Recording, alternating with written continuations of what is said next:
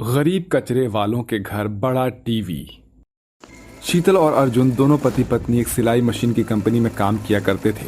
वो पूरी मेहनत से अपना काम करते और मेहनत के पैसे जमा करके अपने घर का गुजारा कर पाते थे। वो दोनों बहुत गरीब थे और उनकी आर्थिक स्थिति भी बहुत ज्यादा खराब थी। आज उनकी तनख्वाह का समय था। अजी आज हमें पैसे मिल जाएंगे तो हम अपने बच्चों के लिए टीवी लेकर आएंगे। पता है ना, माँ जी और बाबूजी भी सारा दिन यूं ही बैठे रहते हैं। टीवी लेकर आएंगे तो उनका मन बहल जाया करेगा। ये तुम कैसी बात कर रही हो? हमें अपने आगे का भी तो देखना है। अभी हमें घर का राशन भी डलवाना है और मकान का किराया भी देना है। पहले हमें तनख्वाह मिले तो सही। शीतल और अर्जुन दोनों ही एक लंबी सी लाइन में खड़े होते हैं। देखते ही देखते उनका नंबर आता है। ये लो तुम दोनों की तनख्वाह। ये क्या, तुमने तो इसमें से आधे पैसे ही दिए हैं, बाकी के आधे पैसे कहाँ गए? तुम दोनों की ये पहली तनख्वाह है। इस कंपनी में ये रूल है, जो भी लोग इस कंपनी में काम करते हैं उन सभी की आधी सैलरी पहले महीने में रोक ली जाती है। जब तुम इस कंपनी को छोड़कर जाओगे तो वो पैसे तुम्हें मिल जाएंगे। ये कंपनी का रूल है। ये कैसा रूल है? इसके बारे में तो तुमने पहले कभी नहीं बताया, फिर अचानक से ऐसा क्यों हो रहा है? और ये रूल अचानक से कंपनी में कहाँ से आ गए? पहले तो ऐसा कुछ भी नहीं था। जो रूल है वो रूल है और वो तुम्हें फॉलो करना ही होंगे। अगर नहीं करोगे तो इस कंपनी को छोड़कर चले जा सकते हो। अजी आप शांत हो जाइए। आप जानते हो ना कितनी मुश्किल से हमें ये नौकरी मिली है। शीतल के शांत कराने पर अर्जुन शांत हो जाता है, जिसके बाद वो दोनों अपनी तनख्वाह के आधे पैसे लेकर घर चले जाते हैं। क्या हुआ? तुम्हारा मुंह क्यों उतरा हुआ है? सब कुछ ठीक तो है ना? तुम्हारे पिताजी की दवाई खत्म हो गई है। तुम्हारी तनख्वाह मिली या नहीं? और तुम दवाई भी नहीं लेकर आए अपने पिताजी की। क्या करूं माँ, मुझे तो कुछ समझ ही नहीं आ रहा है। देखो जरा, हमारी तनख्वाह पूरे महीने काम करने के बाद भी सिर्फ आधे ही मिले हैं। अब इन पैसों में घर का राशन डलवाऊं या फिर घर का रेंट भरूं या फिर अपने बच्चों की स्कूल की फीस भरूं, समझ ही नहीं आ रहा है। ये सब सुनकर अर्जुन के माता पिता चुप हो जाते हैं। तभी उसका पिता दामोदर कहता है, बेटा मैं तो ये कहता हूँ कि जो भी तेरे पास पैसे हैं उन पैसों से तू कोई काम शुरू कर दे। वैसे भी दूसरों की नौकरी करने से घर में बरकत नहीं आती है। अपना काम होगा तो चिंता नहीं होगी और मेहनत से पूरे पैसे भी मिलेंगे। माँ जी और बाबूजी बिल्कुल सही कहते हैं, हमें अपना खुद का काम कर लेना चाहिए।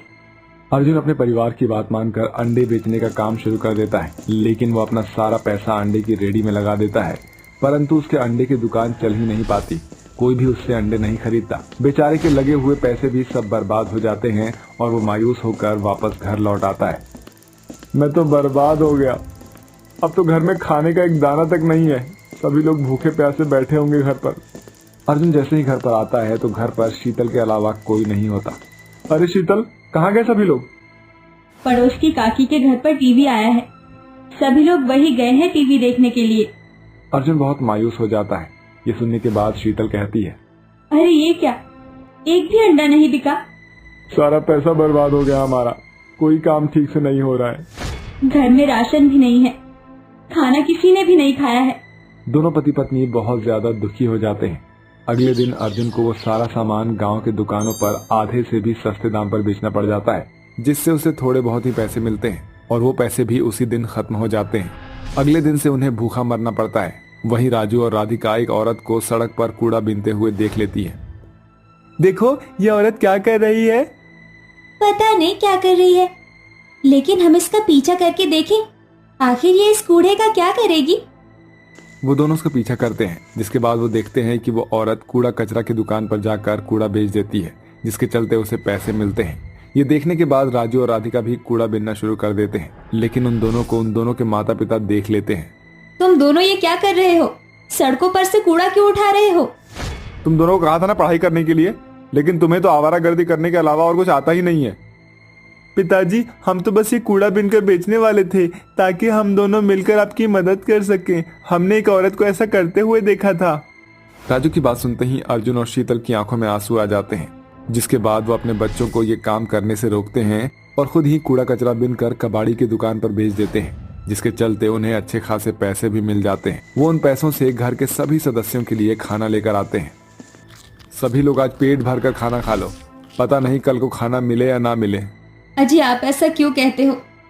इतने दिनों के बाद तो हमें पेट भर कर खाना मिला है, और फिर अब तो हमारे पास एक ऐसा काम है जिसमें ना तो हमें पैसा लगाना है और ना ही कुछ करना है। बस थोड़ी सी मेहनत करके खूब पैसा कमाना है। उस दिन के बाद से वो दोनों पति पत्नी सड़कों पर कूड़ा कचरा बीनते हैं और उस कचरे को कबाड़ी को बेच देते हैं, जिसके चलते वो अच्छा खासा पैसा कमाने लगते हैं और अपने घर की जरूरत की चीजें भी लेकर आना शुरू कर देते हैं। एक दिन दामोदर अपने बेटे अर्जुन से कहता है, बेटा मैं सोच रहा था कि क्यों ना मैं भी तुम्हारे साथ कूड़ा कचरा बीनूं, इससे हम ज्यादा पैसा कमा सकेंगे और अपने घर के लिए एक टीवी भी ले आएंगे। मेरे होते हुए आप लोगों को काम करने की जरूरत नहीं है, मैं आपके लिए टीवी जरूर लेकर आऊंगा। उस दिन के बाद से अर्जुन और शीतल दोनों ही कड़ी मेहनत करते हैं, लेकिन फिर भी इतने पैसे नहीं जोड़ पाते हैं जितने में एक टीवी खरीद सके। कूड़ा बिनते बिनते वो एक ऐसी जगह पहुंच जाते हैं जहां पर उन्हें एक बहुत बड़ा सा टीवी नजर आता है। क्या मैं भी वही देख रही हूँ जो आप देख रहे हैं? हाँ शीतल, तुमने बिल्कुल सही कहा, लेकिन समझ नहीं आ रहा है कि इतना बड़ा टीवी आखिर किसका है। दोनों पति पत्नी वहां बहुत देर तक खड़े होते हैं, ये देखने के लिए कि कहीं किसी ने गलती से तो नहीं छोड़ दिया है। लेकिन काफी देर तक इंतजार करने के बाद भी वहां कोई नहीं आता, जिसके बाद वो दोनों उस बड़े से टीवी को उठाकर अपने घर पर ले आते हैं और उसे घर में चलाने की कोशिश करते हैं। अरे वाह, ये तो चल गया। कितना बड़ा टीवी है पिताजी, आप इतना बड़ा टीवी कहाँ से लेकर आए हो? मुझे तो यकीन ही नहीं होता। बेटा ये टीवी तो बहुत ज्यादा महंगा लग रहा है, फिर इतना महंगा टीवी तुम कैसे लेकर आए? शीतल और अर्जुन कूड़े कचरे में मिले हुए टीवी के बारे में अपने माता पिता को बताते हैं, जिसे सुनकर वो हैरान रह जाते हैं। वैसे ही इतना बड़ा टीवी है कि बड़े पर्दे की तरह लग रहा है। ये काम करते हैं, अगर इसे घर के बाहर लगाते हैं। दामोदर के कहने पर अर्जुन टीवी को घर के बाहर लगा देता है। देखते ही देखते वहां लोगों की भीड़ इकट्ठा होने लगती है और सभी लोग बैठकर टीवी देखने लगते हैं, जिसके चलते वहां बैठे लोग अपने मन से ही दामोदर को पैसे भी देकर जाते हैं। देखा, हम गरीब के घर में जब इतना बड़ा टीवी आया तो सभी लोग कितने शौक से टीवी देख रहे हैं और साथ में हमें पैसे भी दे रहे हैं। तभी वहां बैठे हुए सभी लोगों में से एक आदमी दामोदर से कहता है, अरे दादा, टीवी चाहे किसी का भी हो, चाहे कूड़ा बिनने वाले का ही क्यों ना हो, ये देखो एक टीवी के सहारे कितने लोगों का मनोरंजन हो रहा है। ये सुनकर अर्जुन और शीतल भी बहुत खुश होते हैं और वो अपने बड़े टीवी का इस्तेमाल करके लोगों की सेवा भी करते हैं, और जो लोग खुशी से उन्हें पैसे देकर जाते हैं उन पैसों से अपने घर का वो खर्चा भी चलाना शुरू कर देते हैं और अपने जीवन में खुशी खुशी रहने लगते हैं। कविता हाथों में आरती की थाली लिए दरवाजे पर खड़ी होती है। तभी एक महंगी सी चमचमाती हुई गाड़ी उसके दरवाजे के आगे रुकती है, जिसके अंदर से महंगा सा लहंगा पहने हुए अमीर बहू बाहर आती है, तो वहीं बैलगाड़ी से उसकी गरीब बहू एक पुराना बक्सा लिए उतरती है। अरे कविता, ये क्या, तेरी एक बहू तो इतनी महंगी गाड़ी से उतर रही है और दूसरी बैलगाड़ी से? तूने तो कहा था तेरी दोनों बहुएं ऊंचे और पैसे वाले खानदान से, मगर तेरी एक बहू तो अमीर और दूसरी गरीब निकली। अपनी पड़ोसन पारो की बात सुनकर कविता को अपनी बेइज्जती महसूस होती है, जिसके बाद वह अपनी अमीर और गरीब बहुओं का गृह प्रवेश करती है। काव्या बहू, सौम्या बहू, इस कलश को गिराकर गृह प्रवेश करो। अंदर आने के साथ कविता अपनी अमीरी का शो ऑफ करती हुई कहती है, सासू माँ, पहले आप मेरे दहेज का सामान देख लीजिए और जल्दी से मुझे मेरा बेडरूम बता दीजिए। मुझे इस लहंगे में बहुत गर्मी लग रही है। आरव, काव्या बहू को कमरे में ले जा, देख बेचारी बहू कैसे गर्मी से बेहाल हो रही है। पसीने से भीगी हुई काव्या जल्दी से लहंगा चेंज करके एक शॉर्ट सेक्सी सी नाइटी पहन लेती है और बिस्तर पर बैठ जाती है। तभी उसकी सास कविता दूध लेकर कमरे में आती है। ची ची ची ची, अरे बहू, ये बच्चों वाली फ्रॉक पहनकर क्यों अश्लीलता फैला रही है? सासू मॉम, मुझे बहुत ज्यादा गर्मी लग रही थी, इसीलिए मैंने ये नाइटी पहन ली and now I am comfortable. अरे काव्या बहू, गुस्सा क्यों हो रही है? गर्मी है, तू जो चाहे पहन। गुड नाइट मेरी गोरी सुंदर बहू। ये कहकर कविता अपने कमरे में चली जाती है। वहीं अगली सुबह गरीब बहू सौम्या सारी रात गर्मी में काट कर जल्दी उठकर ससुराल की साफ सफाई करके पूजा कर लेती है। ये देखकर सुजीत कहता है, सचमुच सौम्या बहू, तेरे आने से ये घर आंगन तो जैसे जी उठा है। आखिर बहू होती भी घर की लक्ष्मी है। अरे तुम तो ऐसे कह रहे हो जैसे अंबानी की बेटी को बहुरानी बनाकर लाए हो। तुम्हारे जिद के कारण ये गरीब की बेटी मेरे घर की बहू बनी है। अरे क्या इसके बाप की औकात इतनी भी नहीं थी कि इसे एक डोली में बिठाकर विदा करता, जो इसे बैलगाड़ी में बिठाकर भेज दिया और भरे बारातियों और समाज में हमारी इज्जत का फालूदा बना दिया। भाग्यवान जिंदगी में सब कुछ पैसा ही नहीं होता है। एक दिन तुम्हें जरूर पता चलेगा कि तुम क्या ठुकरा रही हो, मगर तब तक कहीं देर न हो जाए। ये कहकर सुजीत वहाँ से चला जाता है और कविता अपनी गरीब बहू से कहती है, क्यों री मेरी गरीब बहू, पड़ गई तेरे कलेजे में ठंडक? हम दोनों पति पत्नी के बीच कलेश कराकर अब जा खाना बना। गरीब लाचार बहू आंखों में आंसू लिए रसोई में जाने लगती है। तभी कविता चिल्लाकर कहती है, वहीं ठहर जा और खबरदार जो मेरे किचन में कदम रखा। वो गैस चूल्हा तेरे बाप के घर से नहीं आया, आंगन में मिट्टी का चूल्हा बना हुआ है, तू वहीं खाना बनाएगी। बेचारी बहू भरी गर्मी में मिट्टी के चूल्हे पर अपनी पहली रसोई की रीत पूरी करती है। कुछ ही देर में चिलचिलाती धूप पूरे आंगन में छा जाती है, जिससे गरीब बहू गर्मी और पसीने से भर जाती है और खाना बनाकर मेज पर लगाती है। सभी खाने की मेज पर हाजिर होते हैं। तभी काव्या शॉर्ट जीन्स और टॉप पहनकर वहां आती है। अपनी बहू काव्या को ऐसे कपड़ों में देखकर घर के मुखिया ससुर गुस्से से कहते हैं, काव्या ये क्या पहना हुआ है तुमने? तुम्हें कपड़ों का जरा भी ढंग नहीं। सौम्या बहू को देखो, उसने कितने तहजीब से कपड़े पहने हैं। हाँ, आई एम सॉरी ससुर जी, बट इतनी गर्मी में ये 6 मीटर की साड़ी लपेटना मेरे बस की नहीं है। एंड मम्मी जी, मेरे डैडी ने दहेज में मुझे जो एसी दी थी उसे प्लीज मेरे कमरे में सेट कर दीजिए, क्योंकि मुझे इस गरीब की तरह गर्मी बर्दाश्त नहीं है। गर्मी से कल रात मैं सो भी नहीं पाई थी। काव्या अपनी अमीरी का घमंड झाड़कर अपने कमरे में चली जाती है। धीरे धीरे गुजरते दिन के साथ और भी गर्मी बढ़ने लगती है, मगर बेचारी गरीब बहू का वक्त एक सुबह से रात ढलने तक गर्मी में काम करते करते बीतता। वहीं अमीर बहू सारा दिन एसी की ठंडी हवा में ठाठ से बैठी रहती। सौम्या के साथ ऐसा फर्क भरा बर्ताव देखकर यश कहता है, माँ, सौम्या सारा दिन गर्मी में काम करती रहती है, आप काव्या को कुछ कहती क्यों नहीं? इससे पहले कि कविता यश की बातों का कोई जवाब देती है, उसकी अमीर घमंडी बहू उसे भड़काती हुई बोलती है, देख लीजिए मम्मी जी, शादी के 4 दिन भी नहीं हुए और जेठ जी अभी से जोरू के गुलाम बन गए। यश, तू चिंता मत कर बेटा, काव्या बहू आज से घर के कामों में सौम्या बहू का हाथ जरूर बटाएगी। यश के जाते ही अमीर काव्या कहती है, सासू मॉम, मैं इतना सारा दहेज इसलिए नहीं लेकर आई कि मुझे ससुराल में काम करना पड़े। अरे मेरी प्यारी बहू, तू परेशान मत हो, तू देखती जा तेरी सास अब गरीब सौम्या के साथ क्या क्या करती है। दिन बीतते हैं। फिर एक दिन सौम्या घर का काम खत्म करके जैसे ही खाना खाने बैठती है, तभी अमीर काव्या उसके आगे से खाने की थाली छीन लेती है। ये क्या काव्या, तुमने मेरे खाने की थाली क्यों छीन ली? इट्स नॉट माई फॉल्ट, मैं तो बस मम्मी जी का कहा कर रही थी।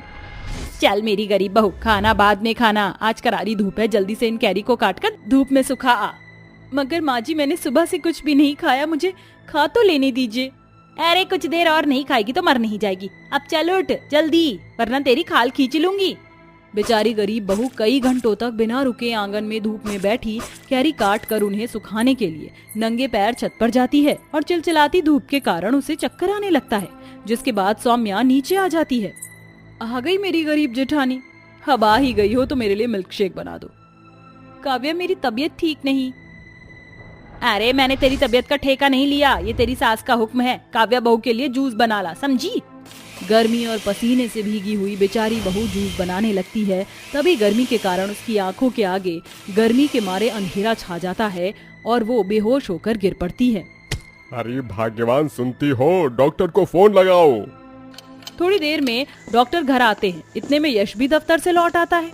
देखिए, गर्मी के कारण इनके शरीर में पानी की कमी हो गई है और इन्हें कमजोरी भी है, इन्हें आराम की बहुत जरूरत है, मैं चलता हूँ। अरे ये डॉक्टर 2 एक की 2 बढ़ाकर बोलते हैं। एक तो ये गरीब की बेटी दहेज में एक चवन्नी नहीं लेकर आई, ऊपर से आज बिल और कटवा दिया। अरे भाग्यवान, तुम तो हद करती हो। माँ, अब बहुत हो गया, जब तक मेरी पत्नी पूरी तरह ठीक नहीं हो जाती वो कुछ नहीं करेगी, बस। हाँ ठीक है, मेरी काव्या बहू है ना, सब संभाल लेगी। नॉट एट ऑल सासू माँ, मुझसे इतनी गर्मी में कुछ भी नहीं होगा। इस तरह घमंडी अमीर बहू घर के काम करने से इनकार कर देती है। ऐसे में सारा काम अकेली सास कविता के सर पर आ पड़ता है। सभी का नाश्ता, खाना, सफाई, बर्तन करके गर्मी में एक ही दिन में कविता की हालत पतली हो जाती है। ये रसोई गर्मी और भपके से भर गई है, पता नहीं सौम्या बहू इतनी गर्मी में ये सब कैसे करती थी। ऐसा कहते ही कविता की आंखों के सामने उसकी गरीब बहू की झलक उभर आती है कि कैसे वो सारा दिन भरी गर्मी में भूखी प्यासी एक पांव पर काम करती रहती थी। इतने में अचानक सौम्या वहाँ आती है। माँ जी आप जाइए, मैं अब ठीक हूँ, मेरे रहते आपको काम करने की कोई जरूरत नहीं। सौम्या बहू मुझे माफ कर देना, काव्या बहू दहेज क्या लेकर आई, मेरा मन लालच से भर गया, इसीलिए मैंने तेरी तकलीफ देखी नहीं, मगर आज मुझे एहसास हुआ कि मैं दुनिया की सबसे अमीर सास हूँ।